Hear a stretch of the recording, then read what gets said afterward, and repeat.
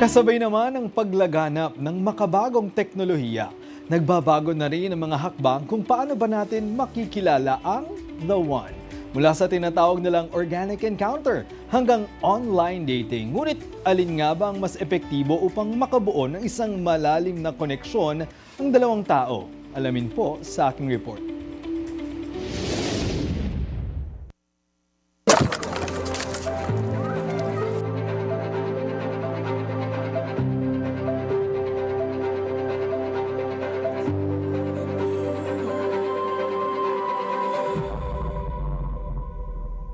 Everything is beautiful.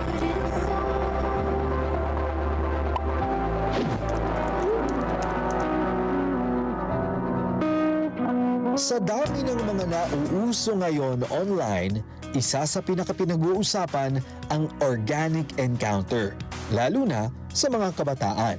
Isa si Tyler sa mga naniniwala sa tinatawag na organic encounter. Best talaga na mas makilala mo yung person sa totoong buhay. Kasi alam mo how they look like, hindi ka makaka-catfish. Pangalawa, paano kung mabaho pala sila sa totoong buhay? Isa rin yun. Tapos, pangatlo naman is malalaman mo rin yung tunay nilang ugali. Pero may ilan pa ring mas pinipili ang online dating. Tulad na lang nina Bettina at Luis na nagkakilala online at halos 8 taon nang magkasama. Ang difference kapag online kayo nag-meet is mas mahaba yung panahon na pwede kayong mag-usap online bago kayo mag-meet. So, nakikilala mo din kasi yung tao kung ano yung language na ginagamit niya, kung paano niya i-explain yung mga bagay-bagay online. Pero paano nga ba nauso ang salita na ito at paano nito naiimpluwensyahan ng kabataan ngayon, lalo na sa pagpili ng tao na magugustuhan nila? Ayon kay Professor Efren Gimoto, isang socio-political communicator and professor sa University of the East Caloocan Campus, matagal ng bahagi ng kulturang Pilipino ang mga organic encounter, bago pa man ito nauso sa social media. Kasi kulturang Pilipino to, no? Bago pa naman yung social media, talagang meron na tayong konsepto ng pakikipagkapwa-tao. Ito yung mga pagkakataon na hindi natin inaasahan na mangyayari. Sa kabila ng pag-usbong ng teknolohiya, may mga kabataan na mas pinipili pa ring makilala ang isang tao ng harapan dahil mas totoo at mas authentic ang koneksyon, nagiging toxic na rin para sa iba ang sobrang paggamit ng social media, kung kaya't mas hinahanap nila ang personal na interaction. Iba pa rin kasi when you talk to a person personally kasi mahalaga sa communication yung non-verbals eh.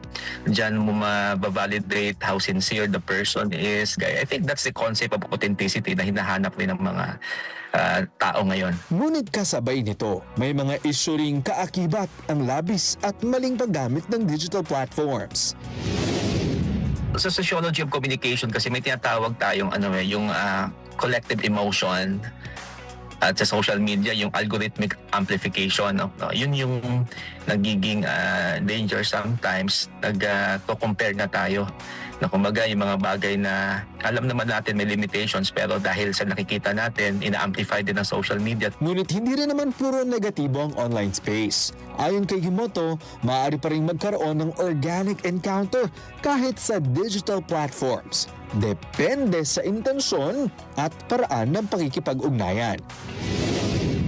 O pwede nating tawaging organic encounter pa rin kahit sa online platform. Kasi nagbago nga lang yung dynamics niya. Nagbago yung dynamics ng organic encounter kasi nakita mo lang siya by chance eh. Hindi mo naman siya totally hinanap. Ngunit paalala ng propesor, hindi lahat ng nakikita online ay totoo. Madalas itong curated o kontrolado. Kaya mahalaga ang pag-iingat laban sa mga panloloko tulad ng love scams. Sa usapin naman ng komunikasyon, binigyang diin niya na may pagkakaiba ang good speaker at effective communicator. Kasi alam mo sa communication kasi, meron kaming principle called you can be a good speaker but not an effective communicator. No? Kasi a good speaker only focuses on articulation and fluency, but an effective communicator knows how to develop connection. Sa huli, dapat pa ring maging mapanuri, maging responsable, at higit sa lahat pahalagahan ang tunay at makabuluhang koneksyon, online man o in person. Kaya naman, samahan niyo po kaming muli sa susunod na episode ng If You Know, You Know, dito pa rin po sa 13 sa tanghali. Dahil, the more you know, the better.